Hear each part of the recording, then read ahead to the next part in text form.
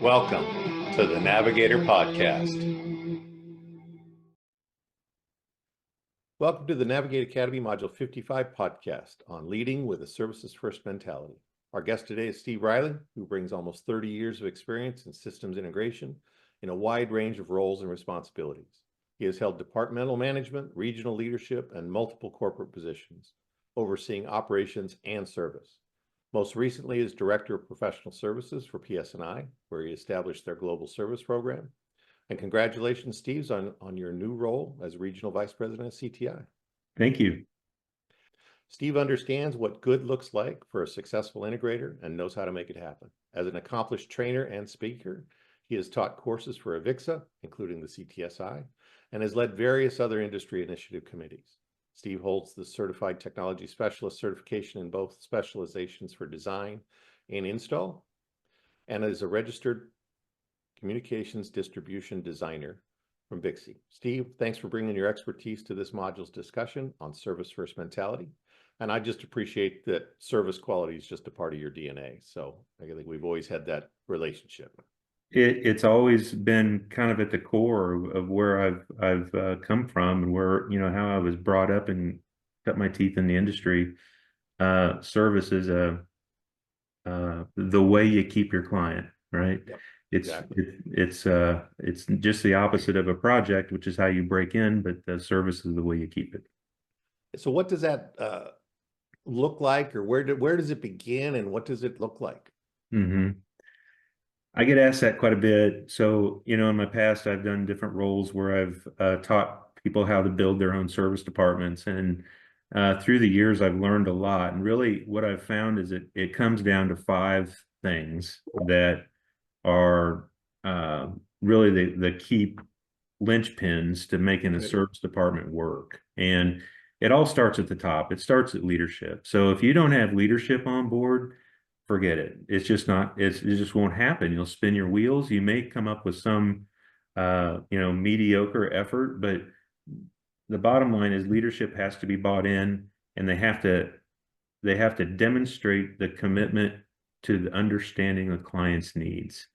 And that needs to permeate throughout the entire corporation through the culture. Yeah, because it just doesn't, again, people talk, well, service will clean it up. And I'm like, you already lost. Yeah, by the time you get to the point where you get the call, the customer is already in duress at some level, right? And I've spent quite a bit of time looking into this and researching it and understanding it, the mentality of the customer. And when they make that call, they're already in a point where they are looking for a solution. What you would much rather have is going through going through like a monitoring platform or something like that, to where you can alert them and be proactive and let them know when that service event has taken place and when it needs to take place. So to me, that's really important in understanding that being proactive instead of reactive can make a lot of difference in the delivery of that service and how it's perceived by your customer and the experience that they'll have with you. Cool. Well, you talked about 5 things. What else you got? Yeah. So, okay. All right. So leadership, culture. So leadership permeates into the culture, right? So the culture needs to be at one of empathy, active listening, and problem solving. Okay. Right? So that needs to be important and needs to be emphasized by leadership. There's client-centric processes that need to be built. So the business process is the way that provide services to the client. They need to be responsive, flexible, and designed to add value to the operation of the customer, right? That's the key part. Post-installation services. So you need to be geared up and ready to start providing these services. So that would be,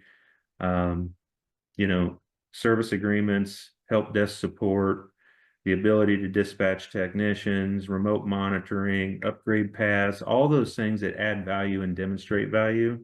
Because, well, guess what? Number 5 is the feedback loop. And that's when you need to be pinging your client after this work has been completed, so that you can understand from a survey perspective how you did. That's really the only way to measure between that and renewals of your service agreement. Those are really the only 2 ways to measure that. Well, and I think from renewals, it's after you don't get them that you say, we didn't get them. And it's like, Right. again, too late. Yeah, Yeah. exactly. If you fail to get a renewal, then it's a pretty monumental effort to get Yeah, back in there at that point. So you really only have one shot, and that's that first year. And you need to be able to demonstrate value. That's the only way you get a renewal. got it. What factors get in the way? You know, that's I get asked that quite a bit too. There's really two. One is the leadership not supporting, right? Right. So if you, it's obvious, number one. Number two is sales. If sales isn't to the point where they are in their sales career, where they can explain the value of a service agreement, then it may be, if you don't have that type of sales staff, then maybe it's time to consider having a dedicated salesperson that's just for Got it. service.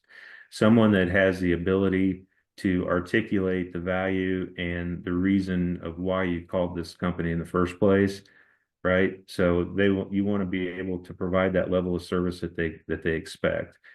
And then uh, number three, the service has to have the ability to execute, right? So there's really those three things that get in the way. Got it. Because I find that, yeah, the quote old school salespeople are transactional. I just want to sell a projector versus no, I want to be Right. in a relationship with you. And again, doesn't mean a one-sided, it means together. It's a partnership. It really Exactly.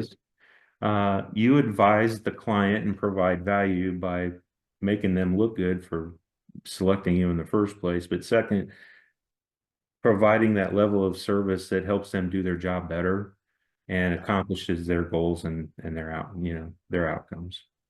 What does success look like then? Like some metrics.